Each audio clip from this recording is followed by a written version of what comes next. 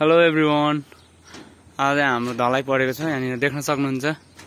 यहाँ ढलाइमा हामीले सबै नापेर एकदम मार्किङ गरेर राखेको छौँ। मैले हजुरलाई देखाउन चाहे। यहाँनिर हामीले यसरी गर्दो रहेछौँ। यहाँ देख्न सक्नुहुन्छ। यहाँनिर हामीले यो बोर्ड यदि सर्यो भने नाप्न पर्दैन भनेर एकदम नापेर फिक्स छ। यहाँ देख्न सक्नुहुन्छ। यो हामीले नापेर राखेको छौँ।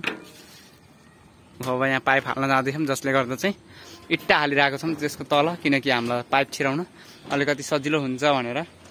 म हजुरलाई लस्कारै सबै भिडियोहरू देखाउँछु। यहाँनिर देख्न सक्नुहुन्छ। यो हिजो चाहिँ मेन लाइन चाहिँ यहाँ हालिसकेको छौँ हामीले। मेन लाइन चाहिँ यहाँ एउटा पाइप मात्र छ, यहाँ देख्न सक्नुहुन्छ। अब अर्को पाइप चाहिँ हाल्न बाँकी छ। एमसिबी निरको मेन लाइन हालिसकेको छौँ। अब हामीले हाफ लाइन मात्र हाल्न बाँकी छ गाई जो मैले यहाँबाट देखाएँ। अब म हाफ लाइन हालिसकेपछि मात्र देखाउँछु। यहाँनिर हाम्रोतिर यता फ्यान बक्स पाइन्छ चाहिँ घरबेटीले चाहिँ फ्यान बक्स नराख्ने, कस्ट बढी पर्छ भनेर छडै राख्ने भन्नुभएर चाहिँ हामीले छड राखेको। अनि अर्को यतातिर जक्सन बक्स पाइँदैन है, जसले गर्दा हाम्रो यता पाइने भनेको यही जुन 4-4 को बोर्ड देखिया यही यो बोर्ड हो। यस्तै बोर्ड मात्र पाइन्छ यतातिर, जसले गर्दा हामीले यही युज गर्छौँ। हाम्रो यता पाइँदैन। यता काठमाडौँ, बुटोल, यता चितवनमा जुन पाइने जक्सन हुन्छ अर्को, त्यो बोर्ड हाम्रो यता पाइँदैन, जसले गर्दा चाहिँ हामीले यही युज गर्छौँ है। मार्केटमा जे छ त्यसैको युज गर्नुपर्छ हामीले। पाइप पनि यो पाइप नै युज गर्छौँ। अर्को डक पाइप हामीसँग छैन, त्यही भएर हामीले यही पाइप युज गर्छौँ। अब म पुरै कम्प्लिट भिडियो भइसकेपछि देखाउँछु। लास्टमा आइसक्यो यो यसरी भनेर भन्छु। ल गाइज, हाम्रो चाहिँ यहाँ 3टा रुम चाहिँ फिनिसिङ भइसकेको छ। यसलाई चाहिँ हामीले जुन यो माथिको छतको पाइप छ नि हो, यसलाई चाहिँ हामीले हाफ लाइन भन्छौँ। तर धेरै ठाउँहरूमा यसलाई चाहिँ सर्भिस लाइन पनि भन्दो रहेछ है।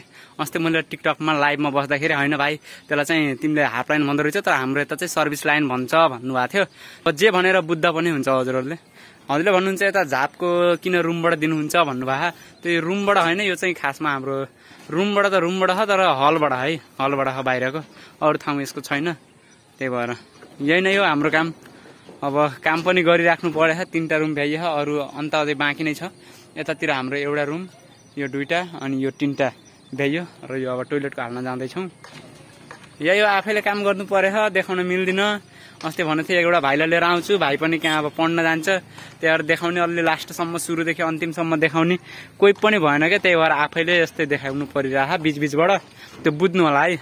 यही हो, वायरिङ यस्तै हो, गरिन्छ। अब वायरिङ गर्नलाई यहाँनिर मैले भनिराखेको थिएँ, कतिचोटि भनेछु। एउटा मेन लाइन हुन्छ, एउटा हाफ लाइन हुन्छ। यहाँ देख्न सक्नुहुन्छ सर्भिस लाइन के। यो हाम्रो यो भयो नि, मैले हातले छुइराखु यतापट्टिको यो चाहिँ हाम्रो मेन लाइन हो। यता चाहिँ यो सर्भिस लाइन भन्यो नि, हाफ लाइन भन्यो नि, यही हो है। ल यसलाई चाहिँ अझै बान्न बाँकी छ। बाङ्गे ट्याङ्गे देख्यो हामीले जुन यो मार्किङ गरेछौँ नि, अब यो मार्किङमा राख्ने हो। अब त्यो बाङ्गे ट्याङ्गे भयो, यसलाई चाहिँ अझै सिधा राखेर बिल्डिङ तारले मिलाएर बान्ने हो। अब यस पछाडि पनि म देखाउँछु है। ल फाइनल्ली गाइज, हामीले चाहिँ हाम्रो काम सकिसकेको छ यहाँ वायरिङ गरेर पनि। र यहाँनिर हाम्रो साथीले यहाँ सकेट हालिरहेको छ नि। यो सकेट हाल्नुको कारण के छ कि सबभन्दा यो टप फ्लोर हो। अब यहाँभन्दा माथि अब छत जाँदैन, जसले गर्दाखेरि यहाँनिर के हुन्छ कि सकेट राख्दा बित्तिकै हजुरको पानी चाहिँ चुइने डर हुन्न, पछि गएर सिपेज आउने डर हुन्न, जसले गर्दा हामीले सकेट राखिरहेको छौँ। नै भने अरू तालामा हुन्छ नि जुन फर्स्ट फ्लोर, तिनी तालाहरूमा चाहिँ हजुरले डाइरेक्ट इँटा राखेर पनि गर्न सक्नुहुन्छ। तर जहाँ सबभन्दा लास्ट फ्लोर हो, अब यहाँदेखि हाम्रो घर चाहिँ माथि उड्दिन भन्ने जस्तो भयो भने त्यहाँनिर सकेट राख्नु होला। सकेट राख्नु भने के हुन्छ कि पानी लिकेज हुँदैन है। यहाँनिर देख्न सक्नुहुन्छ हामीले एकदम अघि नै बानेको थिएनौँ, र अहिले चाहिँ बानेको छौँ। एकदम सिधा देखिएको छ। यो चाहिँ हामीले एसीको लागि यहाँ माथिबाटै दिएको छौँ, किनकि भित्ता काट्न नपरोस् भन्नको लागि।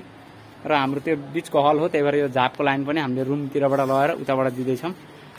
यहाँनिर देख्न सक्नुहुन्छ जुन यो माथिको देखिरहेको छ, मैले अघि नै पनि भनेको थिएँ, यो हाफ लाइन भन्छौँ हामीले यसलाई। अरूजनाले चाहिँ यो सर्भिस लाइन पनि भन्नुहुन्छ।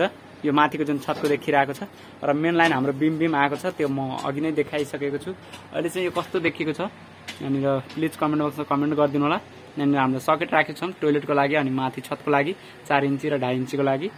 यहाँ देख्न सक्नुहुन्छ गाइज, म हजुरलाई देखाउँदैछु एकदम क्लियरली। ल कस्तो लाग्यो त हाम्रो काम? यदि राम्रो लाग्छ भने प्लिज कमेन्ट बक्समा चाहिँ कमेन्ट गर्न नबिर्सिनु होला। म electrician Mahesh. Thank you so much. Love you all guys.